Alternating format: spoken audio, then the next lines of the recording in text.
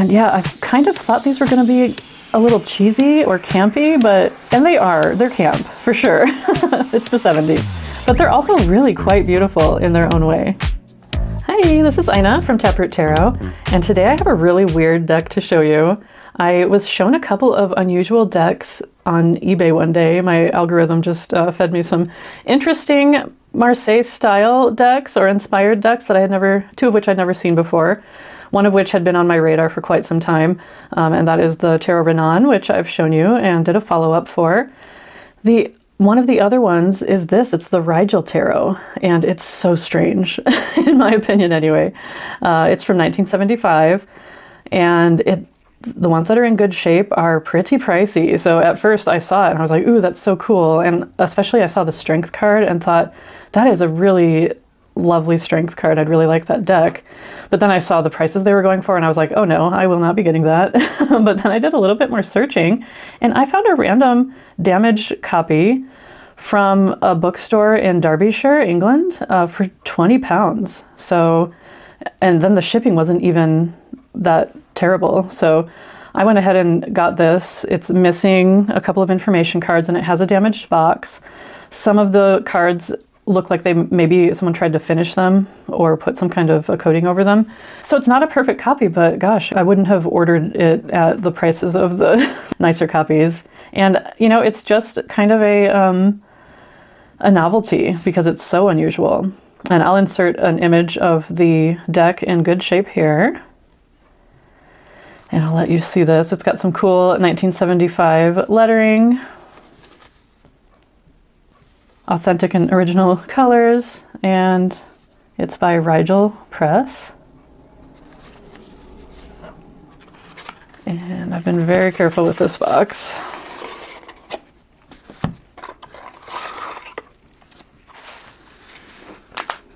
It does come with an insert that folds out. So it's very cool looking, very 70s. And it just has some general info on tarot. And the history of this deck is a little hard to parse out. It is maybe connected to the Gardeners, who, as far as I know, were the founders of Wicca, and the Insight Institute, which I don't know much about those. But some of the cards are changed based on their recommendations, and I will show you those changes here. This is one of the cards that I'm missing. I'll put probably some inserted images here, or I might just keep this, that's easier. So this is a card that I don't have. And then this card is interesting because it lists some of the really odd details that are changed. And it says the design and coloring of these tarot cards is authentic and faithfully reproduced from one of the earliest editions to be seen in the British Museum. That's not true at all. However, it incorporates all of the modern amendments developed by the Insight Institute on the following cards. And here it says Trump 11, but they mean Trump 2. They used ones instead of I's. So the High Priestess is seated between the pillars. 3, the Empress with nature symbolism. 4, the Emperor with masculine Aries symbolism. Trump 18, the Moon with full face. So here they're considering the Convert type 2 to be the original, and then the aspects that more align with type 1 to be amendments.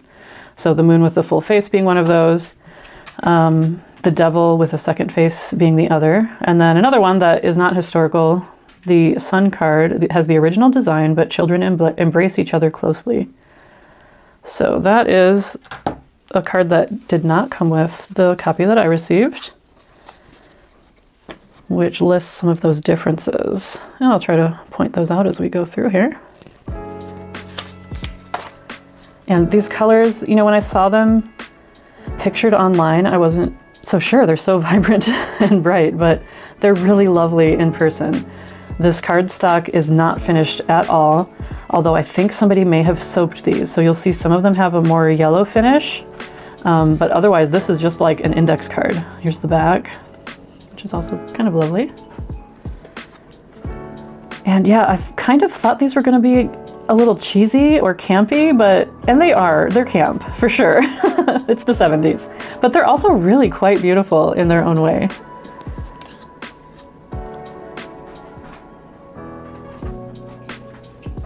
So again, most of the cards are pretty traditional. My dog is chewing on something really random, which sounds gross to me. Hopefully that's not showing up for you. And here we have the amended Papess, or High Priestess. She's got the moon and the two pillars, and she's got a different crown or headpiece. So it's a blend of RWS and TDM. Similar with the Empress. She's pictured with some of the RWS symbology. But it has traditional TDM aspects too. I like these roses on her dress. And the Emperor has the Aries ram's head. It's a really cool sun on his shoulder. And he's got a cool necklace. Is that another ram maybe? It looks like it might be an animal, but I'm not sure. If anyone knows what that is on the Emperor's necklace, let me know. But yeah, they're like campy, but also weirdly lovely. And we'll be going through some that are pretty traditional TDM cards, but with interesting line work and colors.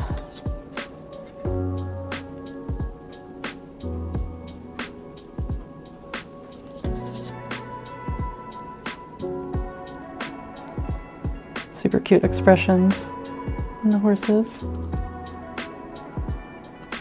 Type 2 chariot.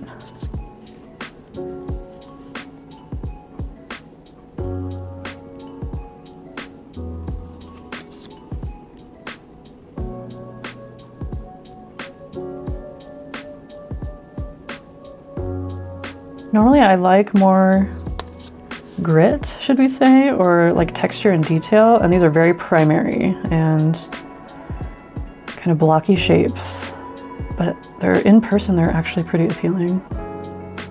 The colors are surprisingly lovely. Primary colors together can be a little jarring to me, but for some reason it kind of works in this deck. And here's the strength card. Isn't this one of the prettiest strengths you've seen? I don't know why. I think her dress is lovely. Her expression is nice, the line is great. And when I saw this, I thought, oh, I would really like this deck. And then I saw the prices and I was like, oh, nope, I don't need it. And then I found one for a deal.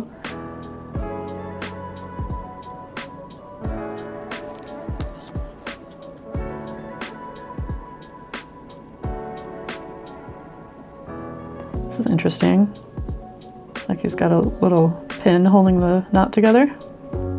Not sure if that's intentional or not.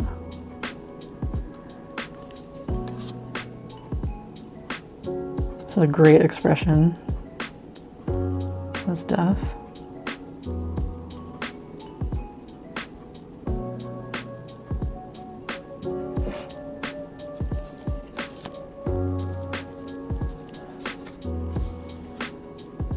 At some point we'll find some that aren't finished. They don't have a coating over them. And when we run into those, I will compare them for you. That was this one. Yeah, this might be one. You can see some of them are a little bit more yellowed than others. And this is more of a TDM type 1 devil with the antlers and the face on the belly. And this one has a curved scimitar type sword rather than a torch.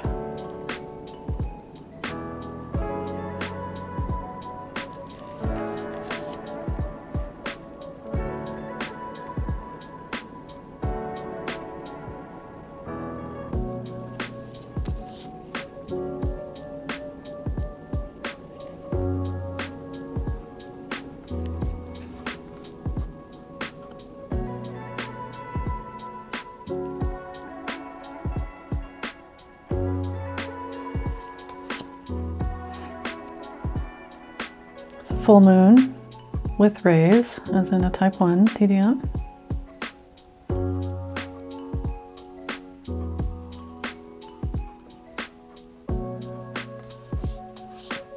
And as mentioned in the card, the info card, a traditional sun, but instead of standing next to each other, maybe dancing or reaching toward each other, they're in more of a close embrace.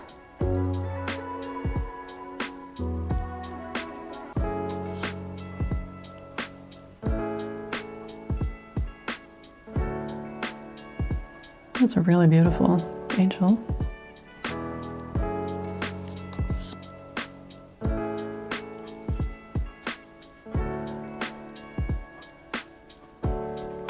The bull often has wings, but sometimes they're hard to see. It's more obvious in this card. And the lion with a halo.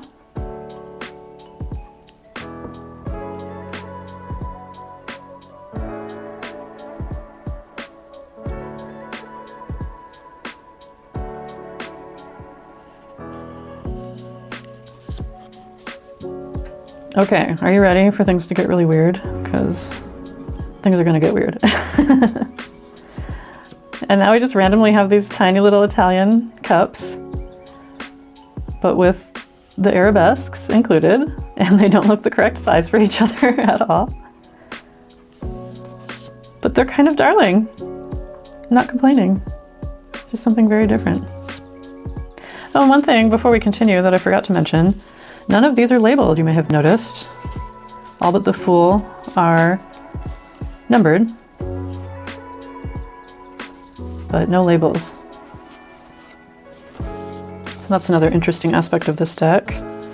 I think you can see here, you might be able to see that the Fool is more yellow than the Chariot, and the Chariot feels like an index card, whereas the Fool feels like it may have been soaped. So I'm not sure if these are two different decks combined, you know, like the least damaged cards from the different decks, or what, or if some of them were just soaped differently than others. You can see the same with Justice.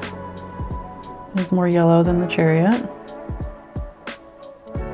Not complaining at all though. I am just lucky to have this deck. Let's continue with these super weird and adorable cups. And please trust me, it gets weirder. That's just so strange.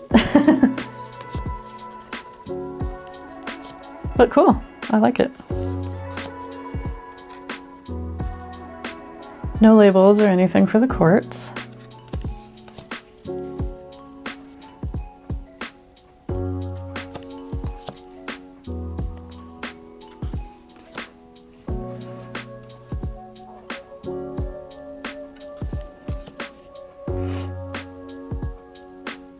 Nice and traditional here, but wait, what are these toothpicks?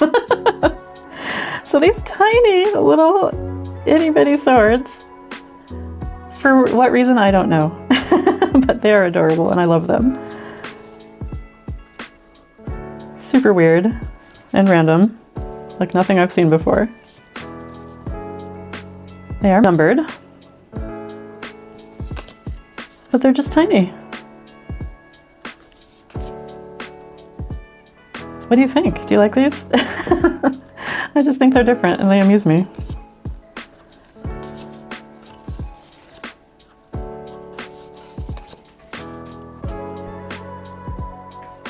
These colors are a bit much, I'm not gonna lie.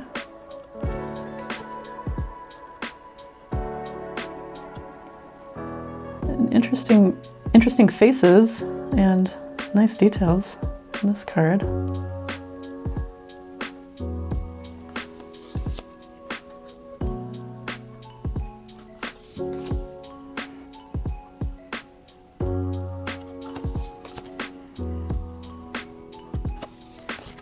And little bitty coins. They don't look quite as ridiculous as the swords. They fill out the card a little bit more. Oh, here on this, you can see the difference quite a bit there. I'm guessing, and you can even see that there's a line between the white and the yellow. So they were discolored somehow, whether they were soaped. I'm gonna try better to get that to focus. There you can see there's a distinct line. So I'm not sure if there was something put over them like soap that then yellowed, or if there was some other reason that they became discolored. But it's not a problem for me. All right.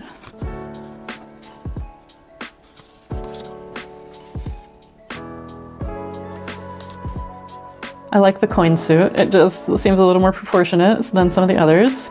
And please, wait. The swords are maybe the most ridiculous, but the batons are almost, almost as weird.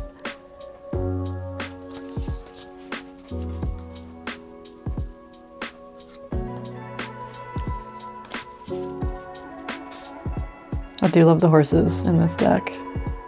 They are just cute. I really like this Queen of Coins. I like that she looks like a real person who's a similar age to the king. It always creeps me out when there's a super old king and a young queen, which definitely happened. It's reality. But I like it when the women portrayed in cards are allowed to age. It's only fair. All right, look at this. Some weird Spanish style clubs, but they're tiny. They're so tiny. I like them.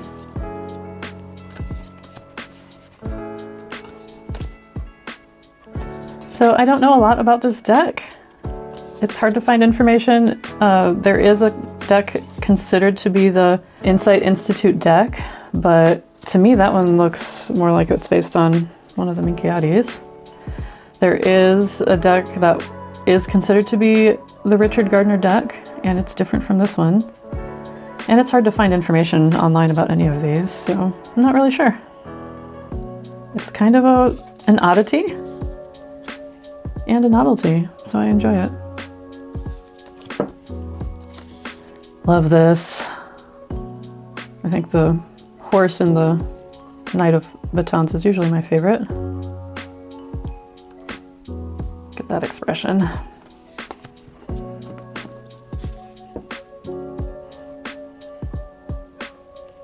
And finally, the king. So that is that deck. I think it's super weird and interesting. When I look at that odd Popez / High Priestess for you.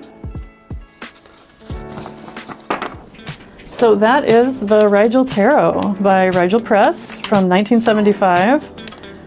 Origins and intent behind it, a little bit mysterious, but kind of cool. And I thought you all might enjoy getting to see it. I was very lucky to have happened upon a bargain price for it.